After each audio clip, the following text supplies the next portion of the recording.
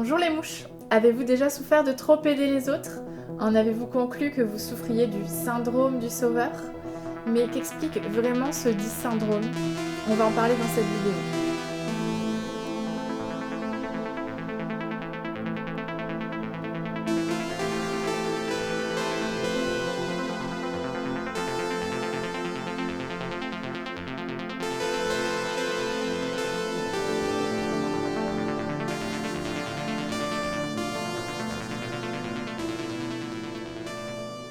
Le syndrome du sauveur a été théorisé par deux psychologues, Mary Limia et Marilyn Krieger, dans un ouvrage paru en 2012. C'est un syndrome qui ne figure dans aucun manuel diagnostique. Tout le monde s'y reconnaît et il y a de nombreuses inventions de syndrome. C'est la raison pour laquelle j'avais envie d'en parler avec vous aujourd'hui, notamment parce que tout le monde m'en parle, des connaissances, des patients, mais aussi des psychologues. Ce syndrome a d'autres appellations que vous avez déjà entendues, comme le syndrome de l'infirmière pour les dames ou le syndrome du chevalier pour les messieurs. Vous l'avez compris, ce syndrome emprunte beaucoup d'images. Il n'y a aucun problème à décrire ce qu'on vit à l'aide d'images. Au contraire, c'est indispensable pour s'exprimer sur ce qu'on comprend de soi-même.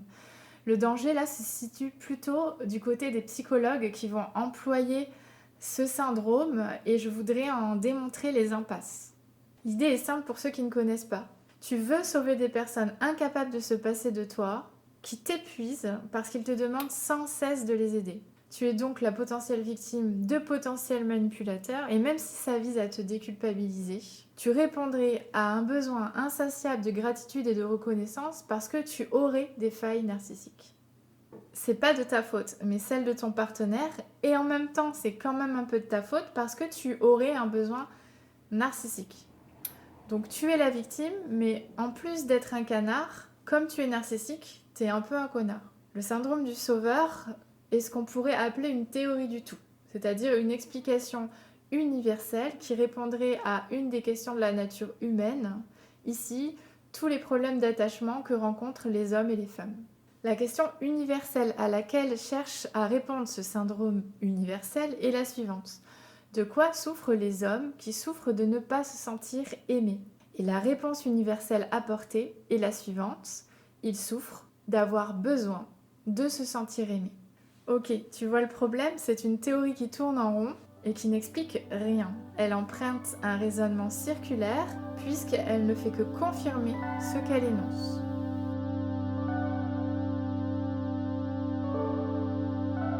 Si je te dis le canard a des ailes pour pouvoir voler et si le canard vole, c'est parce qu'il a des ailes, tu vas être d'accord avec ma formulation.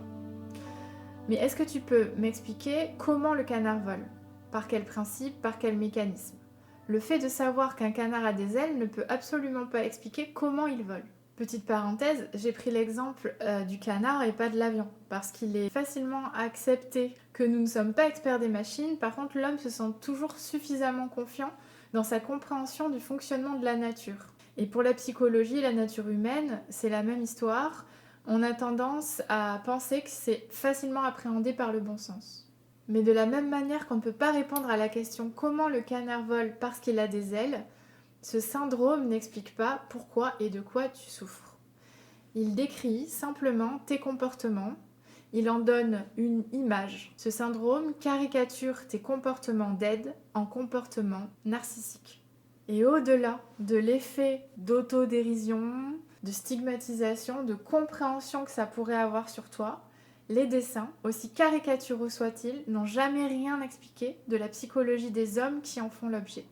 La psychologie fondée sur les connaissances scientifiques s'intéresse au fonctionnement psychologique et ne cherche pas à émettre une théorie unifiée de l'homme.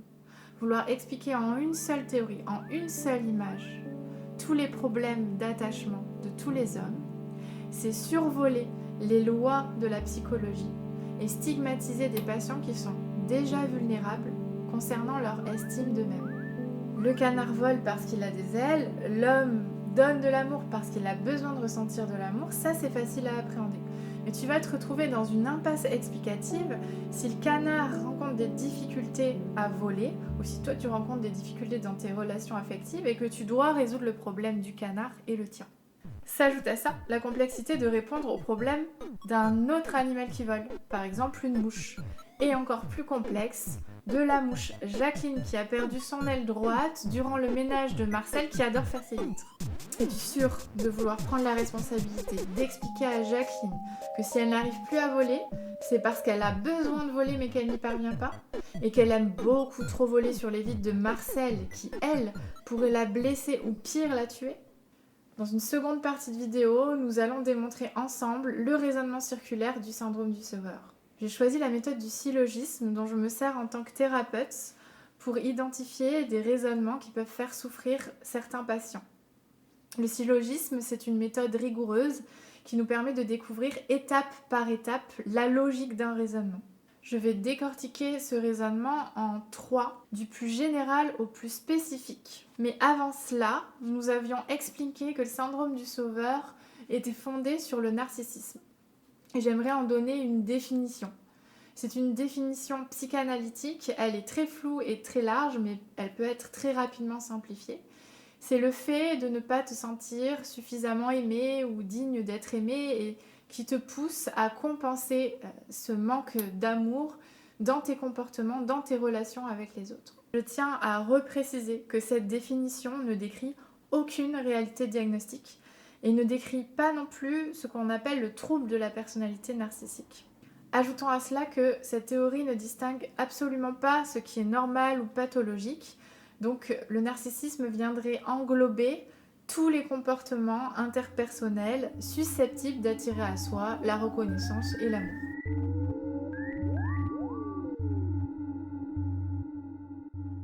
Au centre du raisonnement du sauveur, il y a un sauveur qui sera représenté par Canard et un sauvé qui sera représenté par Dino, qui vont se retrouver piégés dans un raisonnement théorique, donc circulaire, représenté par ce disque.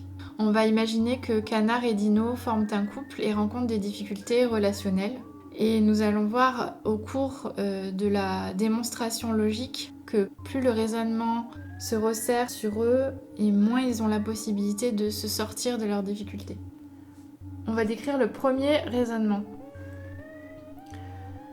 Le besoin d'amour et de reconnaissance découle de failles narcissiques. Or, l'homme a besoin d'amour et de reconnaissance pour vivre avec les autres. Ses comportements avec les autres sont motivés notamment par l'obtention d'amour et de reconnaissance. Donc, tout homme présente des failles narcissiques observables dans ses comportements avec les autres. Ce raisonnement, il fait l'erreur de la théorie du tout qui expliquerait toute psychologie par le narcissisme. On continue sur le deuxième raisonnement qui va reprendre le dernier point du précédent. Si tout homme présente des failles narcissiques, alors tout homme qui réclame de l'aide, de l'amour ou de la reconnaissance souffre de failles narcissiques qu'il cherche à combler, comme par exemple Dino le sauvé. Et inversement, les comportements altruistes sont des comportements motivés par l'obtention d'amour et de reconnaissance, comme ceux de Canard le sauveur. Donc, tout homme qui souffre de failles narcissiques cherche à les combler en donnant de l'aide et de l'amour aux autres, ou à en recevoir de la part des autres.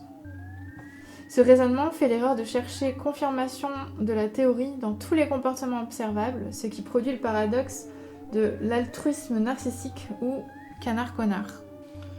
On a vu dans le précédent raisonnement que je sois Dino ou Canard, dans tous les cas, je cherche à combler un manque d'amour. Et on va continuer et terminer sur le troisième raisonnement. Donc l'homme souffre de failles narcissiques lorsqu'il donne de l'aide et de l'amour aux autres ou lorsqu'il en reçoit de la part des autres. Lorsqu'il donne, l'image narcissique est celle d'un héros qui sauve. Lorsqu'il reçoit, l'image narcissique est celle d'une victime à sauver. Si on observe des comportements altruistes ou égoïstes chez un individu qui souffre de ne pas se sentir suffisamment aimé, alors c'est qu'il souffre de syndrome du sauveur ou du syndrome du sauvé par logique inversée.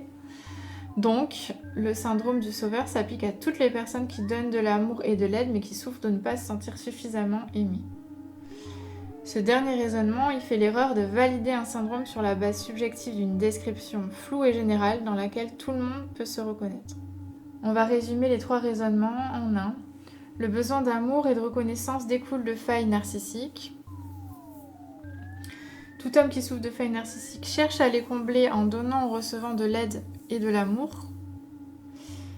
Donc le syndrome du sauveur s'applique à toutes les personnes qui donnent de l'amour et de l'aide mais qui souffrent de ne pas se sentir suffisamment aimées. On peut le faire à l'inverse, c'est le raisonnement que tu peux emprunter toi en te reconnaissant dans le syndrome du sauveur. D'abord, tu t'y reconnais facilement, c'est l'effet de validation personnelle. Le syndrome du sauveur s'applique à toutes les personnes qui donnent de l'amour et de l'aide mais qui souffrent de ne pas se sentir suffisamment aimées. Ensuite, ça explique bien tes comportements avec les autres. Tout homme qui souffre de failles narcissiques cherche à combler en donnant de l'aide ou de l'amour ou en recevoir. Et enfin, tout ça s'explique par ce qui te semble être du bon sens. Le besoin d'amour et de reconnaissance découle de failles narcissiques. On est dans une explication universelle. Nous allons illustrer le cercle vicieux du syndrome du sauveur, qu'on avait expliqué tout à l'heure avec les cercles, en mettant en scène une conversation entre Edgar le canard et Mareste, sa psychologue. C'est parti. Bonjour Edgar, comment allez-vous ? Pas bien, je me sens triste. Et je me sens toujours aussi inutile. Je comprends. Qu'avez-vous fait la dernière fois que vous vous êtes senti inutile ? J'ai fait en sorte de répondre aux besoins de Dino, qui est mon compagnon. Est-ce que ça vous a permis de vous sentir moins inutile ? Ouais, sur le moment. Mais au final, ça me pousse à faire encore plus d'efforts. De toute façon, il ne peut pas m'aimer si je ne suis pas utile et je dois garder son amour. Ok. Quelles sont les conséquences sur vous de vous rendre aussi utile à Dino ? Je me sens triste, fatigué, je me sens toujours aussi fade et pas aimé au final. Et comment vous expliquez que vous, en particulier, vous ressentiez tout ça ? J'imagine que mes besoins sont exagérés.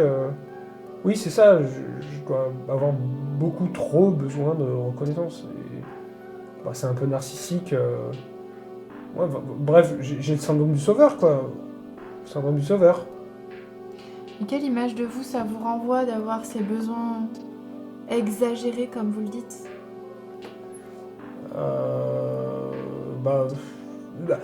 Je dirais que j'ai l'impression d'être quelqu'un d'instable, de nul. Des fois je me sens taré. Ah oui. Donc ce sont des raisons supplémentaires pour vous de penser que vous n'êtes pas digne d'être aimé et que vos besoins ne sont pas légitimes ? Ouais, voilà, c'est ça, c'est pas légitime, des fois. Et quelles sont les conséquences alors d'avoir, selon vous, des besoins exagérés ? Évidemment, je suis triste, je culpabilise, j'essaye de me défocaliser de ma personne. Comment vous faites ça ? En me rendant un peu plus utile aux besoins de Dino, mon compagnon. Je vois. On pourrait dire que c'est un véritable cercle vicieux que vous me décrivez. Selon le point de vue du syndrome du sauveur et en partant de la croyance du canard, il y aurait des mauvais comportements qui découleraient de ces besoins inadaptés. Et on voit comment cela renforce la croyance qu'il n'est pas digne d'être aimé et sa difficulté à répondre à ses besoins. Ça renforce même ici ses comportements de sacrifice de soi auprès de Dino. C'était un exemple, mais nous pourrions en prendre un autre. Canard qui ressent cette fois-ci de la colère et un sentiment d'injustice face à Dino. Mais toujours selon le syndrome du sauveur, cette colère serait à la fois légitime et illégitime, car Dino se sert de Canard, Canard se sent naïf, manipulable et illégitime, car c'est Canard qui entretient le problème et pour cause il aurait besoin de se sentir utile pour répondre à son besoin narcissique. Ça renforce le sentiment de Canard d'être vulnérable, trop vulnérable, et alors il se défend, il attaque Dino. La conséquence sur l'image de soi est toujours négative. Un connard, d'en vouloir à Dino de profiter de son attitude de canard, de l'avoir même traité de connard, alors qu'au final, c'est lui-même le véritable canard-connard. Le cercle vicieux se referme. Vous me suivez ? D'un point de vue clinique, le problème du canard n'est pas son besoin d'amour. C'est plutôt ses difficultés à répondre à ses besoins avec des comportements qui lui seraient bénéfiques et amélioreraient l'image qu'il a de lui-même. Et tout ça commence par la prise de conscience de ses croyances et images négatives, y compris de ses croyances d'être atteint du syndrome du sauveur. La souffrance de certaines personnes dans leurs relations personnelles peuvent parfois s'expliquer par des troubles de l'attachement dont on connaît bien les mécanismes et qui ne se résument heureusement pas à un syndrome pseudo-explicatif et caricatural.